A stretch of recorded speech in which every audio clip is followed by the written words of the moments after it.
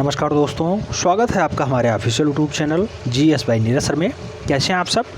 मैं उम्मीद करता हूं स्वस्थ होंगे, मस्त होंगे, अपनी तैयारी में व्यस्त होंगे। बड़ा आज का जो वीडियो है TGT आर्ट के सिलेबस में बहुत ही महत्वपूर्ण भूमिका अदा करता है और यहां से हर बार एक प्रश्न तो पक्का है, मैक्सिमम 3 प्रश्न बनते ही बनते हैं।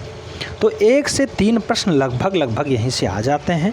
या तो एलोरा से पूछा जाएगा, या खुजराहो से पूछ लिया जाएगा, या सित्तनवासल से पूछ लिया जाएगा, या बादामी गुफा पूछ ली जाएगी, या फिर एलिफेंटा गुफा पूछ लिया जाएगा। तो ऐसे ही क्वेश्चंस आपको घुमा फिरा के एक ही जगह रखता है। तो हम लोगों ने अभी तक जोगीमारा को पढ़ लिया है, बाघ गुफा पढ़ लिया, बादामी गुफा पढ़ लिया, सित्तनवासल गुफा पढ़ लिया। अब हम लोग एलोरा गुफा पढ़ने वाले हैं और एलोरा गुफा बहुत ही महत्वपूर्ण है, क्योंकि आप जानते होंगे सित्तनवासल गुफा जब हमने पढ़ा तो सित्तनवासल दक्षिण भारत का क्षेत्र होता है, तमिलनाडु वाले बेल्ट में पाया जाता है। तमिलनाडु के तंजौर जिला में मूल रूप से सित्तनवासल गुफा है और वो भित्ति चित्रण पे आधारित है और जैन धर्म को संबंधित है। कुछ जैन धर्म के वहाँ जो है संत रहे हैं, तो उनसे संबंधित कुछ महत्वपूर्ण डाटा सित्तनवासल में पाया जाता है। जो सित्तनवासल से क्वेश्चंस बार बार बनते हैं उनको हमने बहुत अच्छे से पढ़ लिया है। तो मैं उम्मीद करता हूँ सित्तनवासल आप लोग कंप्लीट कर लिए होंगे, नोट डाउन कर लिए होंगे। अच्छा, आज हमारे पास लगभग 10 से ज़्यादा फ़ोन कॉल्स आए जिसमें ये कहा गया कि जो आप डाटा कन्वर्ट करवाते हैं वो आप बहुत लेंदी लिखवाते हैं। इस पे थोड़ा सा अपना जवाब ज़रूर दें। क्या जो है गाइड बन रही है या आपका नोट्स बन रहा है, इस पर ज़रूर बात करें। फ़िलहाल आज हमने कुछ बदलने का प्रयास किया है, वन लाइनर बेस में हमने कुछ लिया है डाटा और एलोरा गुफा को हम लोग पढ़ेंगे इस वीडियो में। उससे पहले हमने भारतीय चित्रकला के 6 अंगों को पढ़ा है। भारतीय चित्रकला जो है आप जानते हैं चित्रकला के षडांग क्या हैं।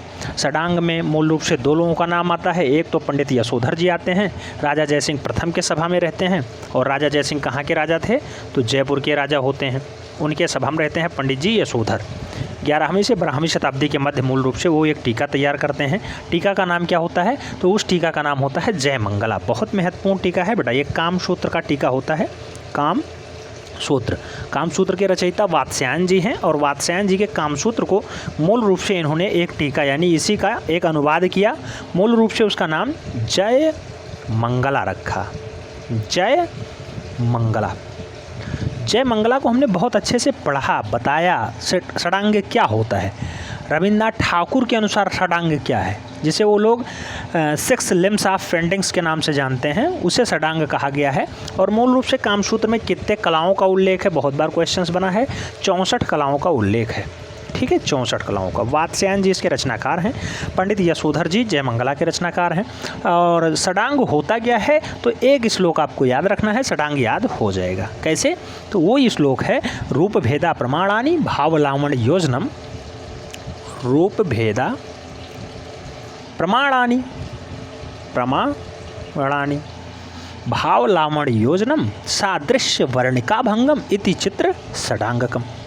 तो ये डाटा है, 6 क्रम से लिखे हुए हैं। रूप भेद नंबर 1 पे आता है, प्रमाण दूसरे पे आता है, भाव तीसरे पे आता है, लावण्य योजना चौथे पे आता है, सादृश्य 5वें पे आता है, वर्णिका भंग मूल रूप से 6वें पे आता है। तो ये चित्रकला के षडांग है। क्वेश्चंस बनते हैं, कई बार इनके क्रम में पूछ लिए जाते हैं, कई बार वात्स्यायन जी को पूछ लिया जाता है और कई बार पंडित जी को पूछ लिया जाता है, यशोधर पंडित जी, ठीक है। और इससे क्वेश्चंस बार बार पूछे गए हैं। उससे पहले हमने भारतीय सिंधु घाटी सभ्यता को पढ़ा है, जिसमें हम लोग सिंधु घाटी सभ्यता की कला को पढ़ा है, हड़प्पा मोहनजोदाड़ो को देखा है। उससे पहले हमने मिर्ज़ापुर, भीमबेटका, रायगढ़, बांदा, पंचमढ़ी, होशंगाबाद को देखा। ये क्या है? भारत के प्रागैतिहासिक कला केंद्र हैं। 30,000 ईसा पूर्व से जो है मूल रूप से 3000 ईसा पूर्व के मध्य का डाटा यहाँ पे है। तो इसको हमने पढ़ रखा है, इसका रिवीजन आप कर रहे होंगे, मैं ऐसी उम्मीद करता हूँ।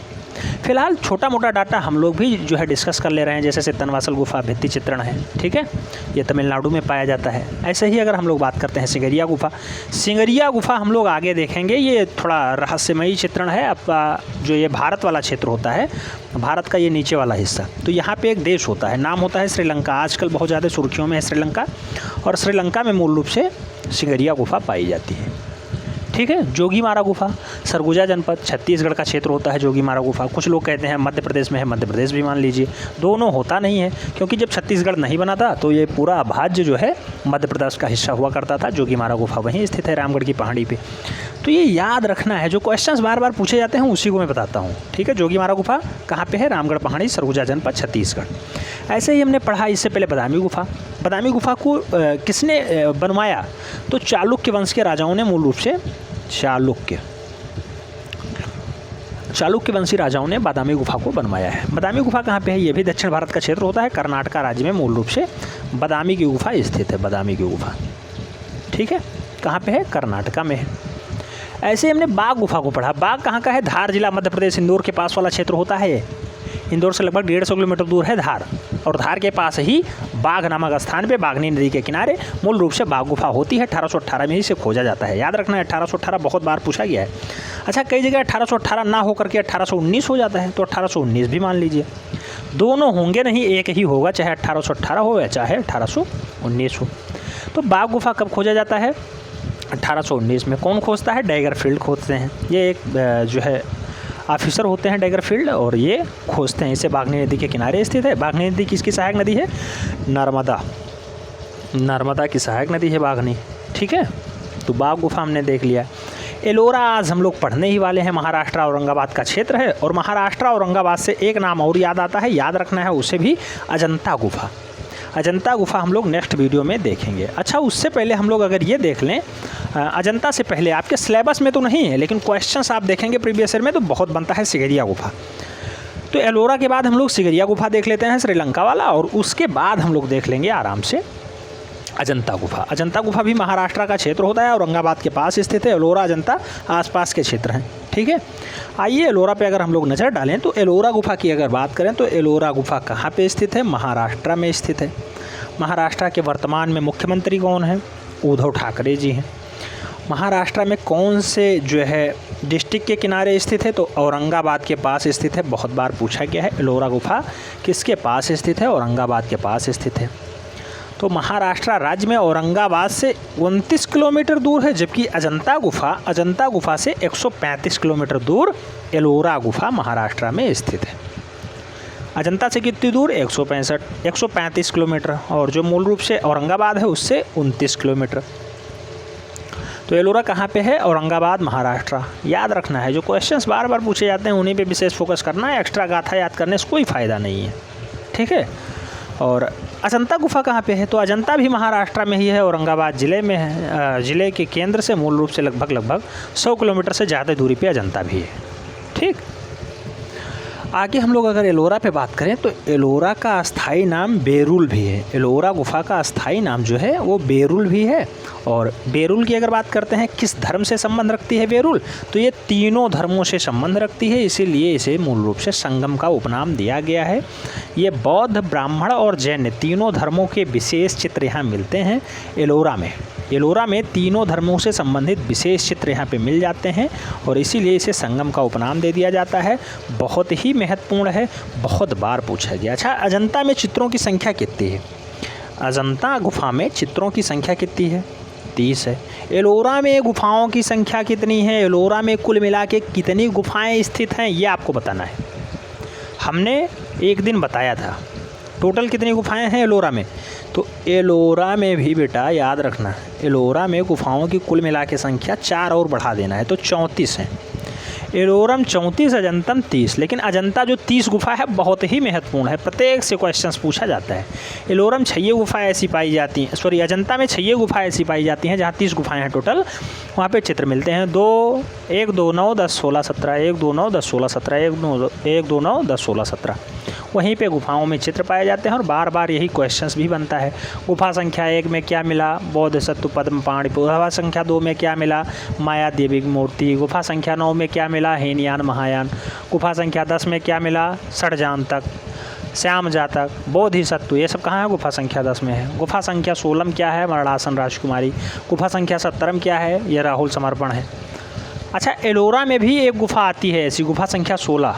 गुफा संख्या 16 वहाँ पे कैलाश मंदिर है, जबकि अजंता में आता है। अजंता में गुफा संख्या 16 क्या है? मरणासन राजकुमारी। दोनों में कन्फ्यूज़न नहीं होना चाहिए, अलग होना चाहिए, ठीक है। तो अजंता में क्या है, मर्दासन राजकुमारी है, गुफा संख्या 16 है। और गुफा संख्या 16 में ही मूल रूप से एलोरा गुफा में क्या है, तो वहाँ पे भगवान शिव का कैलाश मंदिर है, बीच में शिवलिंग स्थापित है। 30 लाख लोग उसका कार्य करते हैं, तब जाके वो मंदिर का निर्माण हो पाता है। अब एलोरा हम लोग पढ़ रहे हैं तो एलोरा खास केंद्रित करें। जो एलोरा की बात करते हैं, स्थानीय नाम बेरुल है। बौद्ध, ब्राह्मण और जैन तीनों धर्म यहाँ मूल रूप से पाए जाते हैं। तीनों धर्मों से जुड़ी गुफाएं यहाँ मिलती हैं। जैसे अगर हम लोग बात करें तो एलोरा में गुफाओं की कुल संख्या कितनी है, 34 है, यानी 34 है। और अगर बात करते हैं गुफा संख्या 1 की, तो 1 से 12 तक बेटा बौद्ध धर्म, सबसे पहले बौद्ध धर्म आता है। गुफा संख्या 1 से गुफा संख्या 12 तक बौद्ध धर्म से संबंधित गुफाएं पाई जाती हैं। गुफा संख्या 13 से गुफा संख्या 29 तक, गुफा संख्या 13 से गुफा संख्या 29 तक ब्राह्मण धर्म से संबंधित, इसीलिए गुफा संख्या 16 में कैलाश मंदिर स्थित है। कैलाश मंदिर ये ब्राह्मण धर्म से संबंधित है, इसीलिए गुफा संख्या 16 में कैलाश मंदिर स्थित है। बहुत ही महत्वपूर्ण क्वेश्चन है, बहुत बार रिपीट हुआ है, ठीक है। तो गुफा संख्या 13 से गुफा संख्या 29 तक ब्राह्मण धर्म, जबकि गुफा संख्या 30 से गुफा संख्या 34 यानी 5 गुफाएं ऐसी हैं जिनका संबंध जैन धर्म से भी है। गुफा संख्या 30 से गुफा संख्या 34 यानी 5 गुफाएं ऐसी हैं जिनका धर्म जो है जैन धर्म से संबंध रखता है, उनके जो चित्र मिले हैं वो जैन धर्म से संबंधित हैं, ठीक है। तो कुल मिला के कितने धर्मों से संबंधित गुफा है ये एलोरा, तीनों धर्म। कौन कौन से, बौद्ध, जैन और ब्राह्मण, तीनों धर्म मिलते हैं। कैलाश मंदिर किस नंबर गुफा में है, गुफा नंबर 16 में है, याद रखना है। आगे हम लोग बात करने वाले हैं। तो एलोरा गुफा का निर्माण जो है मूल रूप से 9वीं शताब्दी से 12वीं शताब्दी के मध्य हुआ है। 9वीं शताब्दी से 12वीं शताब्दी के मध्य हुआ है। इस प्रकार 900 वर्षों तक एलोरा में कार्य होता रहा। लगभग 900 वर्षों का डाटा यहाँ पे सुरक्षित रखा है, ठीक है। 900 वर्षों तक एलोरा में काम हुआ, तब गुफा कंप्लीट हुई। आगे बात करें तो एलोरा का सर्वाधिक प्रमुख भगवान कौन है, तो एलोरा गुफा में सबसे ज़्यादा प्रसिद्ध भगवान, सबसे प्रिय भगवान ब्राह्मण धर्म से संबंध रखते हैं। गुफा संख्या 16 में स्थित हैं। भगवान का नाम है कैलाश। कैलाश ये कैलाश मंदिर है। इसमें जो है बीचों बीच में एक शिवलिंग स्थापित है। कई बार क्वेश्चंस पूछा गया कैलाश मंदिर में बीचों बीच में क्या स्थापित है, तो शंकर पार्वती लिखा रहता है, शिवलिंग लिखा रहता है, तो शिवलिंग राइट आंसर होगा, ठीक है। तो कैलाश मंदिर कहाँ पे स्थित है, गुफा संख्या 16 में स्थित है। इसका निर्माण राष्ट्रकूट राजा कृष्ण ने करवाया था। जो कैलाश मंदिर है उसका निर्माण किसने करवाया है, राष्ट्रकूट राजा कृष्ण ने मूल रूप से उसका निर्माण करवाया था। अगर बात करते हैं तो ये कैसे बना है, तो मूल रूप से 300 फीट लंबे और 50 फीट चौड़े एक विशालकाय पर्वत को काट करके कैलाश मंदिर का निर्माण करवाया गया। 300 फीट लंबे और 50 फीट चौड़े, ठीक है, एक विशालकाय पर्वत है, उसी को काट करके मूल रूप से कैलाश मंदिर का निर्माण करवाया गया। एलोरा गुफा को बनवाया गया। आगे अगर बात करते हैं तो इसको बनाने में कुल मिला के कितने लोगों का काम लगा, तो इस गुफा में 30 लाख लोगों ने काम किया था। 30 लाख बड़ा डाटा होता है, बहुत बड़ा डाटा हो गया।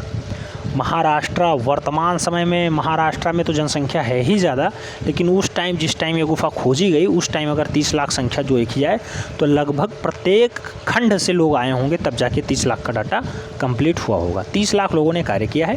इस मंदिर के मध्य में शिवलिंग स्थापित है। मध्य में, ये क्वेश्चंस बहुत बार छपा है, शिवलिंग कहाँ पे है, बीचों बीच में, मध्य में शिवलिंग की स्थापना है। इसके निकट ही नंदी का मंडप व पार्वती, गणेश, रुद्र, चंद्र व सप्त मृतिकाएँ के छोटे मंदिर भी मूल रूप से स्थित हैं।